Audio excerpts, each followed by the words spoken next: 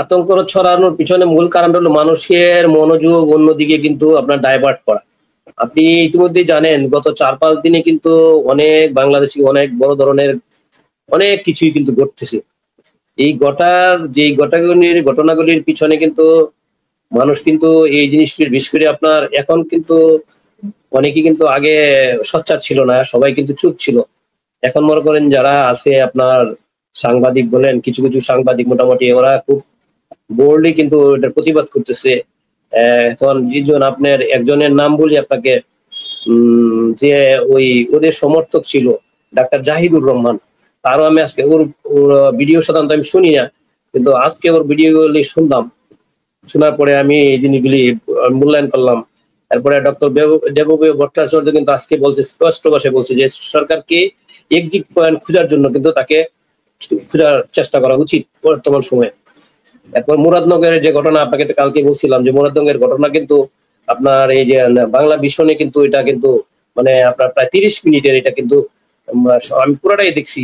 এখানে কিন্তু অনেক ধরনের ঘটনা, মানে এখানে কিন্তু যে ৩টা লোক যে মার্ডার হইলো, যে আপনার ৩টা লোককে মারলো, যে কুপায় মারছে, একজন মহিলা এবং তার মেয়ে এবং তার ছেলেকে মারলো। এটা কিন্তু মুরাদনগরের বড় ধরনের ঘটনা। এতদিনের কথা এই জিনিসটা কিন্তু মিডিয়াতে আসছে ঠিকই, কিন্তু কার ইঙ্গিতে কিভাবে কি হয়েছে এগুলো কিন্তু কেউ কিন্তু জানে না, আমরা জানতাম না। কিন্তু বাংলা ভিশনে কিন্তু এই জিনিসটা উঠায় ধরছে, বাংলা ভিশনে উঠায় ধরছে। এখন এটা কিন্তু বাংলা ভিশনে উঠায় দেওয়ার পর সারা বাংলাদেশ কিন্তু এটা বলছেন। আপনার ওই দিন যে শুনলাম, এটা মনে হয় যে বাংলাদেশের এমন মনে হয় যে এখন যারা সচেতন নাগরিক আছে, কোটি কোটি নাগরিক আছে, সবাই কিন্তু এই জিনিসটা কিন্তু জানিয়ে গেছে কিন্তু এই ধরনের এই ঘটনা। এরপরে আপনার অস্ট্রেলিয়াতে যে মাহফুজ সাহেবের যে ভাই, যে মাহফুজ যে কোটি কোটি টাকা যে পাচার করছে দেশে, এটা কিন্তু বনিয়ামিন। ওরও কিন্তু আমি ভিডিও শুনি না, মাঝে মাঝে শুনতাম, পরে দেখলাম যে পাগলের মতো উল্টাপাল্টা কথা বলে, যে শুনি না। কিন্তু আসলে আমার কিছু অভ্যাস হলো খারাপ কি, যেসব লোকগুলি মানে অনৈতিক কথা বলে, বাজে কথা বলে, তাদের আমি ভিডিওগুলি শুনি না। কিন্তু আসলে এগুলি শোনার দরকার আছে, অনেক কিছু তথ্য বেরিয়ে আসে। কিন্তু ওটা ওখানে কিন্তু ও তো অস্বীকার করছে মাহফুজ, কিন্তু ওটা বনিয়ামিন যেটা সে দিছে, যে অস্ট্রেলিয়ার সরকারই এটার কিন্তু তা তদন্ত করতেছে যে এই টাকা কোথা থেকে আসলো, এই যে ঘটনা। এরপর মাহফুজ আলম গতকালকে কিন্তু ২-৩ বার কিন্তু আপনার তার স্ট্যাটাস কিন্তু চেঞ্জ করছে। চেঞ্জ করার পিছনে ঘুরে ঘুরে কিন্তু দেখা গেল তাদের যে দলের লোকদেরকে কিন্তু সে কিন্তু আপনার অভিযুক্ত করছে। অভিযুক্ত কিভাবে করতেছে, যে আমি মানে একজন ভালো লোক আছে বা দুইজন ভালো লোক আছে, অন্য যারা আছে এরা নিজের স্বার্থের কারণে, নিজের বিপদ নিয়ে কারণে অন্যদেরকে জড়ায় দিচ্ছে। বলবেন যে ও ভালো মানুষ, ও কোনো দুর্নীতি করে নাই, সুতরাং তাকে জড়ায় দিচ্ছে। মানে তাদের মধ্যে যে অন্তর কলহ যে সৃষ্টি হয়েছে, এটা কিন্তু ও কিন্তু কয়েকবার কিন্তু বলার পরে এটা ফুটায় ধরছে কিন্তু আপনার ওর স্ট্যাটাস। এই যে আপনার জিনিসগুলি, যে মুরাদনগরের যে ঘটনাটা, এটা কিন্তু অনেক নেককারজনক ঘটনা। এই যে মহিলা ও যে আসিফের যে বাবা, ওই স্কুলে হেডমাস্টার ছিল 2012-13 দিকে। তার নামে কিন্তু দুর্নীতির অভিযোগে তাকে কিন্তু বরখাস্ত করা হইলো। কিন্তু বরখাস্ত যে করা হইলো, বরখাস্ত করার পরে এই যে মহিলা ছিল সহকারী প্রধান শিক্ষক, পরে কিন্তু তখন ভারপ্রাপ্ত প্রধান শিক্ষক হিসাবে তাকে নিয়োগ দেওয়া হইলো ম্যানেজিং ইউনিটের পক্ষ থেকে। এখন এই মহিলাকে নিয়ে আপনি যেভাবে অকথ্য নির্যাতন, পুরাটাই কিন্তু আপনি সাক্ষাৎকারটা যদি শুনে থাকেন, আপনি শুনবেন। মহিলারে 6 ঘন্টা আটকায় রাখলো না 5 ঘন্টা আটকায়, তাকে বিভৎস করে আপনি যেভাবে আপনার কি করছে। এরপরে রাস্তা একটা মহিলাকে, বয়স্ক মহিলা এবং আসিফের ডাইরেক্ট টিচার, কি রে এটা তো কোন দেশে আমরা বাস করি? আমরা টিচার, আমার বাবা একজন ছাত্র ছিল, ডক্টরেট রাজশাহী ইউনিভার্সিটির স্টুডেন্ট ছিল। তা আমি ও আব্বাকে নিয়ে আমি তো ওনার বাসায় গেছিলাম একবার অনেক আগে, রাজশাহী ইউনিভার্সিটি টিচার ছিলেন উনি। আমার বাবা ছিল primary school master, primary school করছে। এখন উনি আমার বাবাকে পায়ে ধরে সালাম করতেছে। একজন প্রাইমারি স্কুলের টিচার তাকে যদি পায়ে ধরে সালাম করে, দেখেন কোথায় ছিল। আর এই মহিলা যদি কোনো অন্যায় করে থাকে, সে তো হিন্দু সাক্ষাৎকারে বলছে যে আমি স্টুডেন্ট, আমি তোমার ডাইরেক্ট ছাত্র না, টিচার, আমাকে বাবা তোমরা এইভাবে করো না, অপদস্থ করো না। এই যে অপদস্থ মানুষ কতটুকু নিচে চলে গেলে এরকম কাজ করতে পারে। এখন আপনি দুর্নীতি করছিল কত লক্ষ টাকা, আমি ওই টাকাটা কত মনে নাই মুহূর্তে, পরে কিন্তু ওই টাকা কিন্তু সে তাকে ফেরত দিতে হয়েছে। আসিফের বাবা ফেরত দেওয়ার পরে এতদিন পরে সুযোগ ছিল না, এখন সুযোগ আসছে, তারা কিন্তু তাকে বিভিন্নভাবে হেনস্থা করছে। এবং এই মহিলাকে আপনার মানে গ্রামে গ্রামে পুরা গ্রাম জুড়ে ঘোরানো হয়েছে, ভিডিওটা কিন্তু এটা আপনার পুরাটাই কিন্তু এটা আসছে কিন্তু। ওই স্কুলের সভাপতি ফেরারি, রফিক ভাই একটু স্মরণ করাই দিই যে ঘটনাটা বলতেছিলেন, ওই স্কুলের সভাপতি কথা বলতেছি, সভাপতি কিন্তু সভাপতি খুব ভালো মানুষ। তার দুই মেয়ে জাপানে থাকে, এরা হলো ডাক্তার। আরেকটা মেয়ে কোথায় থাকে জানি না, ছেলে। ওরা সবাই খুবই প্রতিষ্ঠিত, মানে অনেক উচ্চ শিক্ষিত। এখন এই লোকরে মনে করেন মানে আপনার শীর্ষ সংস্থা মানে তাকে মামলা দিছে। মামলা দেওয়ার পরে সে এখন ফেরার। এরপরে ওইখান থেকে জেল থেকে বের হয়েছে, 30 লাখ টাকা সে দিছে, নিজে সাক্ষাৎকার দিছে। ফেরার হয়ে 30 লাখ টাকা দিয়ে মামলা তো আছেই, এখন ফেরার হয়ে সে ঘোরাঘুরি করে। তার মা আছে বাড়িতে, বুদ্ধ মা। ওই লোক তো বৃদ্ধ, আমার যে বয়স বেশি হবে। এখন তার মা তাহলে অবশ্যই 70, 80, 75, 80 বছর বয়স। তার মাকে দেখার মতো কোনো লোক না, সে বাড়িতে যেতে পারে না। এইসব ঘটনা, এই যে আপনার বড় বড় ঘটনাগুলি, এটা নিয়ে কিন্তু এখন সব মিডিয়াতে কিন্তু তাদের যে দুর্নীতি, বিশেষ করে আসিফ মাহমুদ এবং আপনার যে মাহফুজ এবং ওই যে দুদিন আগে ওই যে টেন্ডারে লেনদেন করছিল, ওই যে কি বলে টেন্ডারে এটা তো পিছনের কথা, এটা তো ধরেন একটা পিছনের কথা।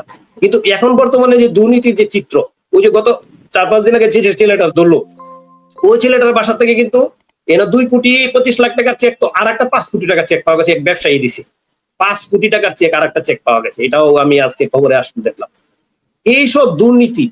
এবং ওবামা যে আপনার যে সাক্ষাৎকার দিয়ে যে বললো যে সবাই করাপ্টেড, এবং ডাইরেক্ট হেয়ার রোডের কথা ডাইরেক্ট বলে দিছি, ডাইরেক্ট। এটা তো আর আপনার নাম বলার দরকার নেই, হেয়ার রোডে কারা আছে এটা তো সবাই জানে, আপনারা জানেন যে তারা এইটা নিয়ন্ত্রণ করতেছে। আসলে মূলত কি, এই যে দুর্নীতির কারণে কিন্তু সারা বাংলাদেশের উত্তাল, কিন্তু এই উত্তালতাটাকে আপনার পিছনে ফালানোর জন্যই কিন্তু, মানুষের দৃষ্টিটা অন্যদিকে সরানোর জন্য কিন্তু আজকে কিন্তু এই আপনার 11 দিনের আপনার দিছে, রেড অ্যালার্ট জারি করছে। ভাই আওয়ামী লীগ তো এই দেশে সব, আওয়ামী লীগের বর্তমানে মাসুদ ভাই আপনি গ্রামে গঞ্জে হাঁটেন, যদি সব জায়গায় জানেন, এখন মানুষের আওয়ামী লীগের 60% মানুষ সাপোর্টার আছে। নেতারা না যদি থাকতে পারে, নেতা ধরেন কতজন আছে আপনি ইউনিয়ন থেকে শুরু করিয়া ধরেন, একটা ইউনিয়নের সেক্রেটারি, বাংলাদেশ ইউনিয়ন কত দিকে আছে, 4,000 বা 5,000 ইউনিয়ন আছে, উপজেলা আছে, এসে সব মিলা ধরেন কত, 50,000 ধরেন আপনি 1 লাখ লোক আওয়ামী লীগের নেতা ধরেন লিস্টেড। এই তারা নাই, তারা সবাই যে নাই বড় বড় যারা আছে এমপি, যারা 112, 20, 25 জনকে আপনি জেলে দিছে, আরে এরকম লেভেলের কিছু লোক জেলে দিছে। সাধারণ জনগণ তো এই দেশে রয়ে গেছে, যারা আওয়ামী লীগের সাপোর্ট করে, বা নট অনলি আওয়ামী লীগের সাপোর্ট করে, যারা আমজনতা। এখন এই যে আমার জীবনে, আমার দেখার জীবনে ভাই, আমি জিয়া রহমানের আমল দেখছি, এরশাদের আমল দেখছি, সব আমলেই আমি দেখলাম। এই আমলে এইরকম মনে করেন যে নেককার জন্য যে ঘটনাগুলি ঘটছে, এটা তো মনে করেন যে ভয়াবহ অবস্থা। এটা তো আসলে মানে মাইনে নেওয়ার জিনিস না। এই জিনিসগুলি কিন্তু তাদের মাথায় ঢুকছে, এবং সবাই কিন্তু এখন মনে করেন যারা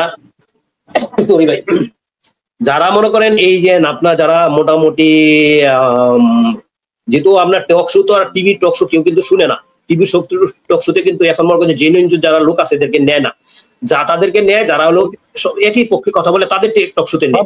এখন টক শোটা কিন্তু আইসা পড়ছে, কিন্তু ইউটিউবে আইসা পড়ছে।